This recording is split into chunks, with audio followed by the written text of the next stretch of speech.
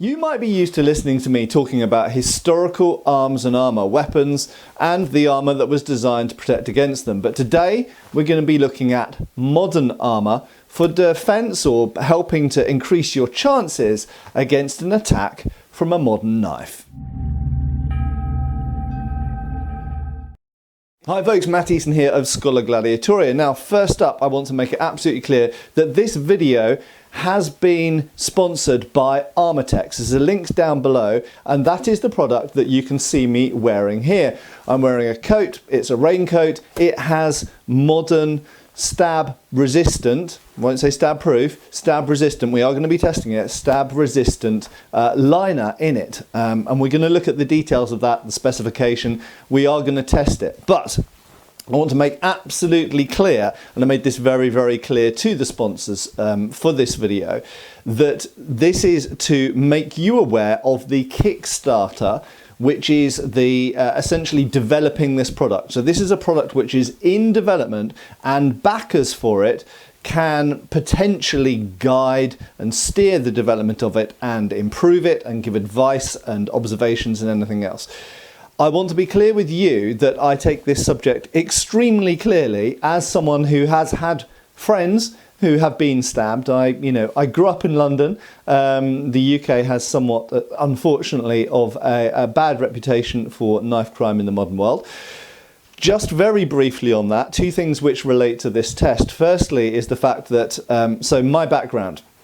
Obviously, you know about my martial arts background. You know that I am an expert of arms and armour. I've worked for auction houses and I am an antique sword dealer. However, aside from that, I used to be a UK civil servant. I've worked in the Home Office, Lord Chancellor's Department, Foreign Office, overseas aid, various things. And in one of my jobs, early jobs, I actually worked for something called the Criminal Injuries Compensation Authority, which at that time was part of the Home Office.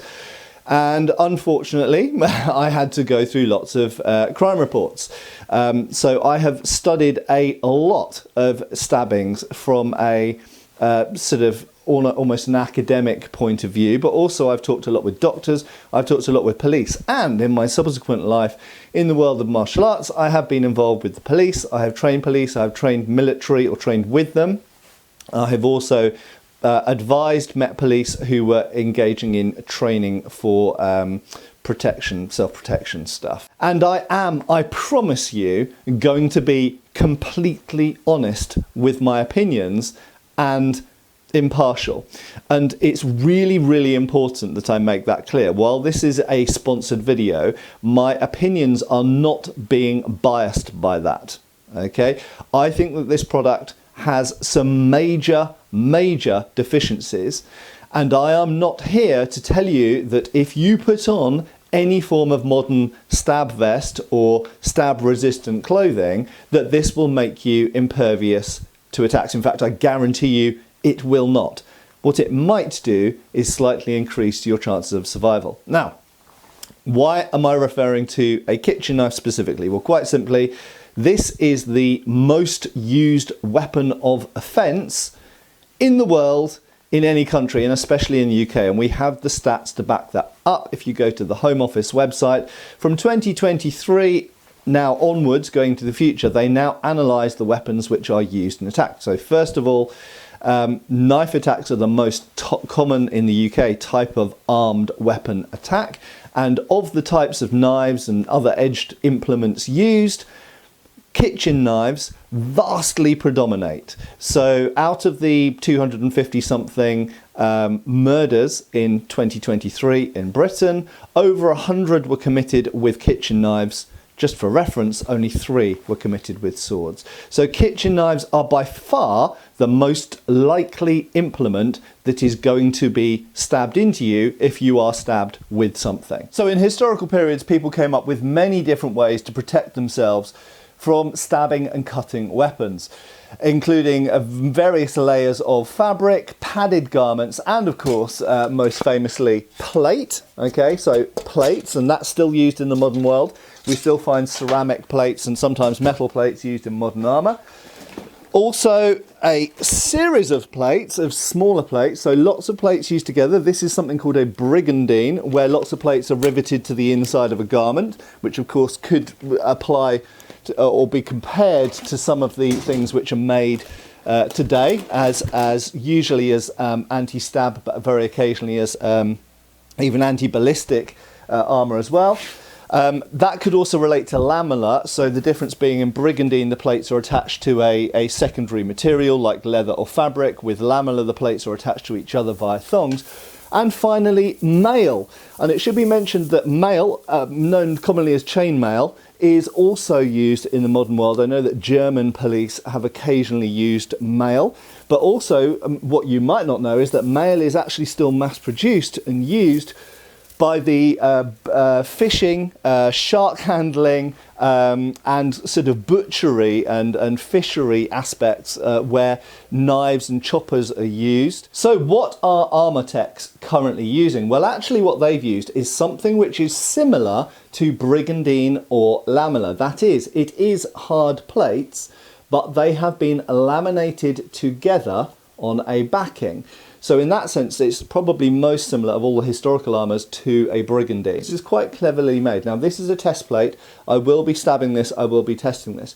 You will notice that it is able to flex in that way, but it is also able to flex in that way, which is a really clever little design, which I think has a lot of potential, because when we have flexibility, what that means is, in theory, you can get good coverage on the body. So these plates go inside in a sort of waistcoat-like arrangement, as I say, we'll look at in a second. Now they say full torso protection. Okay, I have a slight issue with this. Wrap yourself in unbeatable safety with our total protection upon chest and back. Well, that's the point here. Okay, so these armour plates are arranged currently in the current design as the form that I have, only on the chest and back. And actually they offer only protection to the areas, obviously, where they cover. Where they don't cover, they don't offer any protection at all. Okay, and now that is somewhat of a problem from a stab vest point of view, because as we've mentioned, stabs can come into any location from any angle. And very often, therefore, they are not going to come in the middle of your chest. They're not going to come in the middle of your back. They might come above, below, to the sides, and this has openings there, which we'll look at in a second. But they say our patented composite carbon fibre armour panel, that's this, provides robust protection and thinness thanks to its unique bionic structure inspired by pangolin scales. So the animal, the pangolin, they have scales that sort of function somewhat like this. It's scale armour, essentially. It's like scale crossed with brigandine. As a result, the 100% overlapping carbon composite armour panels guarantee a 200% level of redundancy protection on any contact surface. It's basically saying they overlap, but anyway. So it says testing standards created by the National Institute of Justice. Equip yourself with the ultimate protection by combining cutting-edge carbon fibre composite material with a waterproof jacket. We'll look at that in a second. The result, a sleek, stealthy outfit that's not only waterproof, that's just the jacket, but also anti-stab, giving you the ultimate peace of mind, no matter the situation. Now, as you can see here, there are different levels of protection depending on which product you were to order. So the Sigma jacket is 9 joules, tested up to 9 joules. And that involves the 2.5mm carbon fibre composite with 0.2mm cut resistant fabric. There's the Sigma vest, also 9 joules, and that's again 2.5mm carbon fibre composite with 0.2mm cut resistant fabric. And finally there's the Sigma Pro jacket, which is the most heavy duty, rated up to 24 joules, which obviously considerably higher than the 9 joules. The most robust defence, certified under VPAM and NIJ standards with 0 penetration up to 24 joules. That's custom orders accepted only, and that's 4.5mm carbon fibre composite with 0.2mm cut resistant fabric. Now, it should be pointed out that is what I am testing here. This is the 4.5mm carbon fibre composite. Right folks, so obviously safety is paramount in all of these things. Freshly sharpened kitchen knife as discussed. I actually found I do have the thinner plates as well in the test pack. So although I've got these double layered, essentially, double layered packs, which are the the higher rated ones, I've also got these thinner ones as well. We're actually going to start with the thicker ones. Now, I've got safety gear on. Always be safe. Obviously, I've got my chainsaw helmet and mask. I've got some mail covering my groin and my thighs, so hopefully I've made things as safe as I can do. I'm going to start off with some light goes at the plates first, and obviously also to mention that this is on a fairly solid surface. That might change things if we put it on a softer surface, which I might give it a try as well. But we're going to start off on a solid surface just to see what happens initially. So let's go, let's see what happens.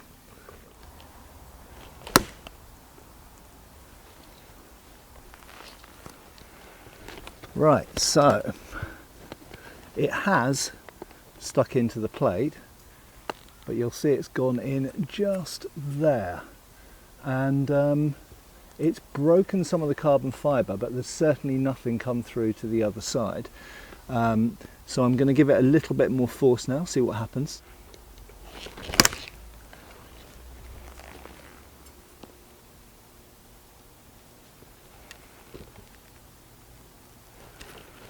Right, so that's interesting. It has definitely gone in deeper, and I can just feel a little bump. In fact, it's the end of the blade, but it's not sharp, it's not quite coming through. So it is a bump just on the other side. Pull that out. Wow, it's quite firmly stuck. Right. So it has gone into, hopefully you'll be able to see,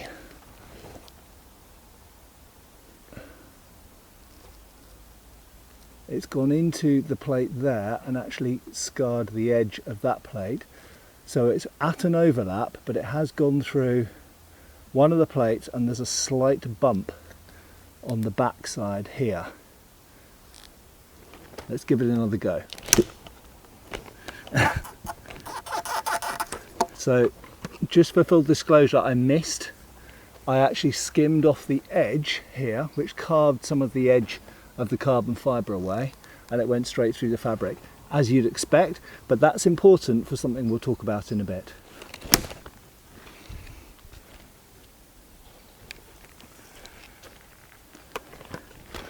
Right, so I have gone through the plate, and that is the point. That is the point of the knife, just sticking through on the other side. Now obviously that wouldn't wound you, at worst it would scratch you. So it has stopped the knife, but just so you know, it has gone through the thickest plate, not where there was an overlap, so it's gone through 4.5 mils, I think they said it was, of plate there, and it is just sticking through on the other side.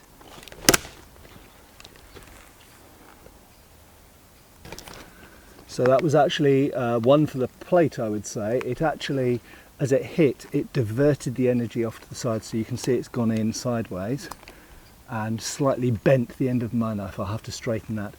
Right, okay, so we've straightened up and resharpened the knife, because obviously it was dulling the point, which would adjust the results of the test a lot.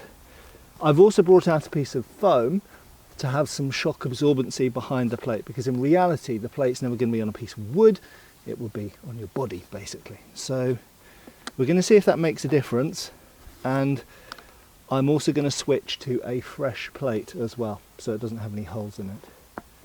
So let's see what happens now.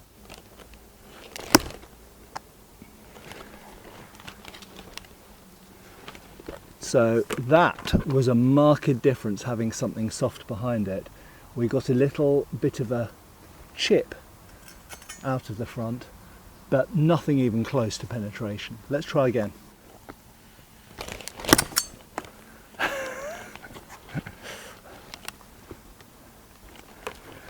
Right, again, nothing close to penetration, although you'll see it's taken a sort of chip out of the front, but nothing close to going through at all. However, it diverted the force so much, it has completely bent this knife. So I'm going to carefully straighten this now. So a little comment about the plates here. So the foam made a big difference. As soon as you've got something behind that is somewhat absorbent, obviously a lot of the energy is going to be dissipated. So nothing even close to penetration through the thicker plates when it had padding behind. Even on a solid wooden braced surface that had no give in it whatsoever, we only got two very slight penetrations, nothing that would hurt you. So essentially it did the job really effectively, I have to say, actually. So it wasn't completely impervious, but it was impervious enough given the circumstances. Now let's try the thinner plates. And I know, because some of you will mention it, some of you will say, oh well, you're using a not very good kitchen knife. I'm literally just using this because it's the most likely object to be used in this sort of incident. However, obviously there are certain types of dagger and knife which would stand up, which would have thicker, stronger blades, would be less likely to bend or break than this. But you know, that be it. I've decided to use that for these tests, for these tests for those reasons explained. And it is showing the showing the effects of using such a thing, because it's not what it's designed for. So let's have a go with the thinner plate, first of all with the padded backing.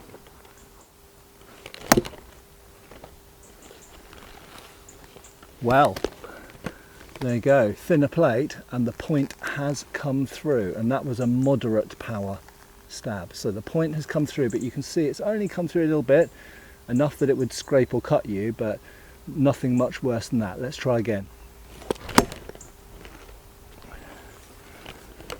Again, pretty much identical result. The point has come through a bit, not enough to do you grievous harm, but it has come through slightly.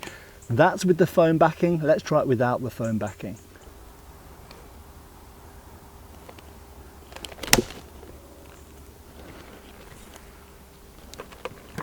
Right, quite considerably further through. Again, not enough to cause you any real grievous lasting damage, but a lot more than the thicker plate. Let's give it one last go. Interesting little thing I'll just share with you. I'm having trouble getting this off. It's so solidly on there. Ugh. And obviously it's a sharp knife, so I'm having to be careful. God, there we go. So you can see a hole right through the plate there. My knife amazingly is still straight. So I have one more test plate here. So let's try it on one of the remaining thin sheet on the hard backing.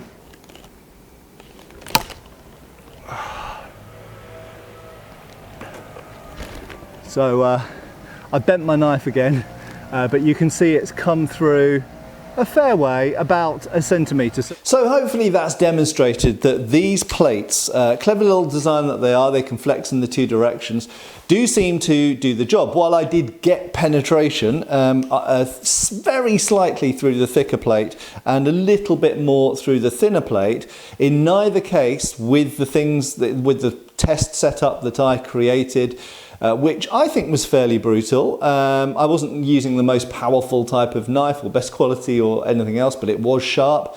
It was a fairly thin blade, and moreover I was stabbing downwards onto a supported and strong target. Multiple times, I think I did about 20 test stabs through these. I did get penetration through all of the plates, but through the thicker plates, negligible, just a tiny bump. Through the thinner plate, maximum it was about a centimetre, so not enough to permanently sort of ruin your life, essentially. So these plates do seem to work. So what we really now want to question is the garment as it comes as here? So we've got the coat and we've got the armour inside, which we'll look at in a second. Is it any good? Well, first of all, the raincoat is fundamentally just a raincoat. Whatever resistance it offers to cuts or stabs is negligible, okay? In fact, it's a very thin raincoat. It's quite nicely made. It's the sort of raincoat you might wear over a suit to go to work in. So let's talk about the armour. So we know that the armour works where it is, okay? And where is it? Fundamentally, it's a waistcoat, okay? So if you imagine a waistcoat underneath the coat, now you'll notice it is attached. I am going to detach it. First of all, let's unzip it there. So that would be normally how you'd wear the thing. So you'd have the waistcoat attached to the inside of the coat. But for the purposes of the discussion now, we are going to detach them. Now, there's a few different ways of attaching it to the coat, but I've just attached it via one zip, so I can get it undone quickly for you guys, but there are a couple of other zips you can attach to it. So this waistcoat, which contains the armoured plates, can be worn obviously with this coat. There we go, let's move the coat out of the way. Or it can be worn by itself. So what we're going to do is we're going to put the waistcoat on by itself. And the first thing to note is you have plates which come down both these sides and come up to there, below the level of the collarbone. And it's the same height at the back, but obviously there's no zip in the back, so it's one sheet of plates in the back. So essentially we've got three sections of plates. We have a back section, we have a right front section and a left front section. There is a gap at the side, we'll come back to that in a second, and there is a gap from here all the way over the top to the back here. Okay, so I have no plates across here, no plates across here, no plates down to there, and the plates are fully concealed inside. We've got a little pocket in there. So you could wear this waistcoat with any other jacket. You don't need to wear it with that raincoat. You could just have this and wear this under whatever you wanted to wear. You could even wear it underneath a hoodie or a sweater or any other jacket. So you'll notice it overlaps. Now where it overlaps, the plates of this side, much like a brigandine, overlap the plates of that side. So you do have extra double layer down the middle. Okay, now you might consider that that is useful or not useful. It certainly makes it slightly thicker and stiffer at the front. But it's not, although it's not got the most smooth shape, so you probably can, if you wore this under a thin top, you would see that you were wearing something underneath there, but someone wouldn't necessarily know that it was body armour. So here we've got these plates, and anywhere I receive an attack here or here, all the way up my back to there, pretty much, that height there. So that is the edge of the plates across there, and this is the edge of the plates across here. The plates then come down here, and there is a gap about that wide, strips down the side. So I'm sure that many of you who watch this channel will immediately be thinking, what about the gaps? Now, one thing I want to mention is it doesn't matter whether you're talking about medieval plate armour or brigandine or chainmail, or whether you're talking about modern armour, be it ballistic armour or stab vest armour, there are always gaps. My face is uncovered, my legs are uncovered, my arms are uncovered. You have to accept that not all armour can cover everything, because you have to be able to move, and certainly if you don't want people to know that you're wearing some type of stab vest, then clearly you are going to have parts of you that are going to be exposed. So that's the first thing we just have to accept. Throw that away once you've accepted it. So, could this have better coverage than it's got? Yes. However, there's some limitations. So first of all, if I just pick up these plates are really good in that they flex in two planes. However, they don't flex diagonally. Okay. So while they flex that way and they flex that way, they can't flex across that way or that way. Okay, they can only flex in two planes. So you're somewhat limited, unlike something like mail, for example, or even scale, or just even multi-layers of fabric with Kevlar or whatever woven into them. You're somewhat limited in what directions this can bend in. It can only bend this way or this way. Okay, it can't bend that way. So you're somewhat limited in where you can put it. However, I do consider that even with these, and even if you mixed up the thick plates with the thinner plates, you could very, very easily fill the obvious gaps that are on this vest. One of those being from this level up and over here to the back and down the sides. Now, some people might also mention, well, it finishes at navel height. That's pretty much standard of any modern stab vest. The problem is if we had something which was longer, you couldn't wear it with standard clothes. You'd see it hanging down low. So in an ideal world with medieval clothes, with medieval armour, usually it would come down to crotch height and will protect a lot more down here. We can't really do that in this case. But what you could do in this case, and this could be something for the Kickstarter campaign if that's something you wanted to get involved in, again, the link's down below to ARMOR-TEX's website, then personally, my suggestion to ARMOR-TEX is fill these sides and go over the top of here. Why? Well, so I mentioned that I'd worked in criminal injuries investigation and compensation previously. I have read a lot of stabbing reports, I've watched a lot of videos, I've done a lot of martial arts training with various different organisations over the years, and I have to tell you that a lot of stabbing attacks downwards will land here and here and here. Okay, so a lot of downward stabbing attacks will be focused on this area here. And this is completely not protected by this, when some of that area could be protected by this if it came over here. That's the first thing. The second thing is a lot of other stabbing attacks are done like this, from behind or from the side. Now, from behind I've got some protection down to the level of my hips, that's pretty good. However, we've got a big gap down the side, and I don't really see why there is a big gap down the side. We've already seen that we can overlap at the front here. We've got a solid thing at the back. Why do we have these gaps of about that wide down each of my sides when you don't need to? You don't need an enormous amount of flexibility here. We could certainly add some plates down the side there. So, to summarise, where the plates are, whether it's the thinner plates or the thicker plates, they do protect well enough for most stabbing attacks, in my opinion, based on the tests that I've done. Your mileage might vary, but that's my opinion based on these parameters. They do protect pretty well. I like the folding nature, the fact that they can bend in two directions. I think that's very clever. However, I think where we fall down is the design of this garment. So that technology could be better deployed and arranged in this garment to provide a better level of protection.